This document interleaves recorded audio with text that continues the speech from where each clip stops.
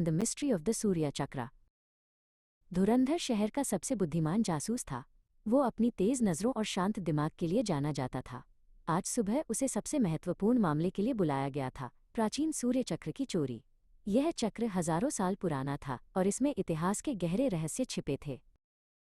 रात के अंधेरे में चोरों का गिरोह, जिसका नेतृत्व चालाक घोरक कर रहा था, राष्ट्रीय संग्रहालय में घुस गया था।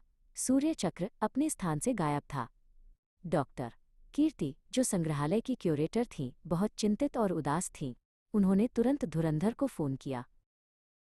धुरंधर संग्रहालय के प्रदर्शन कक्ष में पहुंचा। उसने हर कोने की जांच की। दीवारों पर कोई खरोंच नहीं थी, न ही कोई टूटा हुआ ताला। चोर अंदर कैसे आए? डॉक्टर कीर्ति ने फुसफुसाते हुए पूछा। धुरंधर ने फर्श के एक छोटे से हिस्से को ध्यान से देखा और अपनी उंगली से एक भूरे रंग की धूल उठाई। ये कोई साधारण धूल नहीं है डॉक्टर कीर्ति, धुरंधर ने कहा। ये पुरानी नदी के तल की मिट्टी है, जिसमें कुछ विशेष प्रकार के खनिज मिले हैं।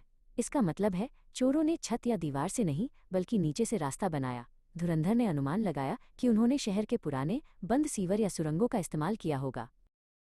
सुराग का पीछा करते हुए धुरंधर शहर के बाहरी इलाके में एक पुरानी बंद पड़ी आटा चक्की तक पहुंचा। चक्की के चारों ओर घना जंगल और परित्यक्त इमारतें थीं। धुरंधर जानता था कि घोरक अक्सर ऐसी एकांत जगहों का इस्तेमाल छिपने के लिए करता था। वह चुप्पी से चक्की के अंदर के दरवाजे की ओर बढ़ा। अंदर घोरक और उसके दो साथी सूर्य चक्र की चमकती हुई कलाकृति को देख रहे थे।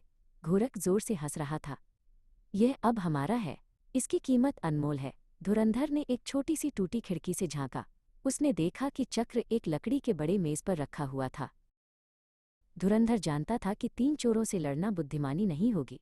उसने अपने दिमाग का इस्तेमाल किया। उसने अपनी जेब से एक छोटा पॉलिश किया हुआ शीशा निकाला। उसने शीशे को इस तरह समायोजित किया कि शाम की आखिरी किरणें सीधे सूर्य चक्र पर पड़कर घोरक की आंखों में चमके। जैसे ही तेज रोशनी घोरक की आंखों में पड़ी, वो चिल्लाया और उसने अपना संतुलन खो दिया। उसके साथियों ने सोचा कि कोई हमला हुआ है। इसी भ्रम का फायदा उठाकर धुरंधर बिजली की तेजी से अंदर घुसा।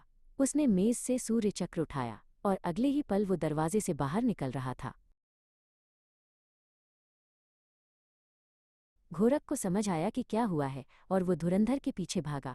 जैसे ही घोरक चक्की के बाहर निकला, धुरंधर ने एक पुरानी सूखी रस्सी को खींच दिया, जिससे एक भारी बोरा घोरक के रास्ते में गिर गया। घोरक लड़खड़ाया और धुरंधर को भागने का मौका मिल गया।